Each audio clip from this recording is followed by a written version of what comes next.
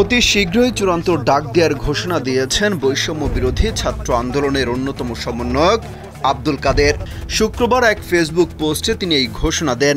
পোস্টে তিনি লিখেছেন, খুলনা, সিলেট, ঢাকায় পুলিশ আমার ভাইদের উপর আবারও গুলি চালিয়েছে। আমরা অতি শীঘ্রই চূড়ান্ত ডাক দিচ্ছি। শুক্রবার জুমার নামাজের পর সারা দেশে বৈষম্য বিরোধী ছাত্র আন্দোলনের গণমিছিল কর্মসূচি ছিল। দেশের বিভিন্ন এলাকায় এই মিছিলকে ঘিরে সংঘর্ষের খবর পাওয়া গেছে। এদিকে ঘোষিত কর্মসূচি অনুযায়ী রাজধানীতেও গণমিছিল কর্মসূচি পালিত হয়েছে।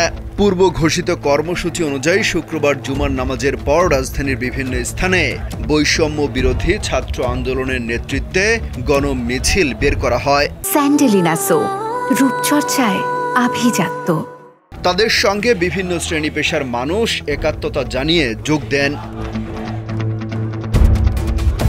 রাজধানীর সায়েন্স ল্যাবে মিছিল বের করেন শিক্ষার্থীরা। এতে ঢাকা কলেজ, ইডেন মহিলা college, Dhanmondi ideal college, Dhaka city college, বীরশ্রেষ্ঠ মুন্সী আব্দুর রউফ কলেজ, বীরশ্রেষ্ঠ নূর মোহাম্মদ পাবলিক কলেজ সহ আশপাশের বিভিন্ন প্রতিষ্ঠানের শিক্ষার্থীদের দেখা যায়। মিছিলটি কাটাবন হয়ে আবার সায়েন্স ল্যাব মোড়ে এসে অবস্থান নেয়।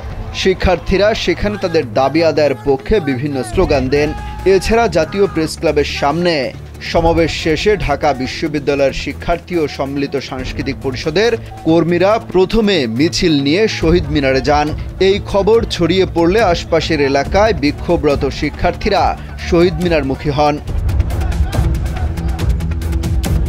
একই সময় রাজধানীতে জাতীয় মসজিদ বায়তুল মুকাররম থেকে একটি গণমিছিল শুরু হয়। মিছিলটি হাইকোর্ট প্রেস ক্লাব হয়ে শাহবাগ দিয়ে শহীদ মিনারে অবস্থান নেয়।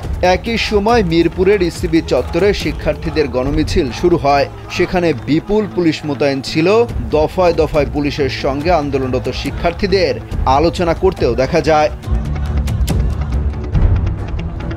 এছাড়া জুমার নামাজের আগে ইউনিভার্সিটির সামনে জড়ো হতে থাকেন শিক্ষার্থীরা।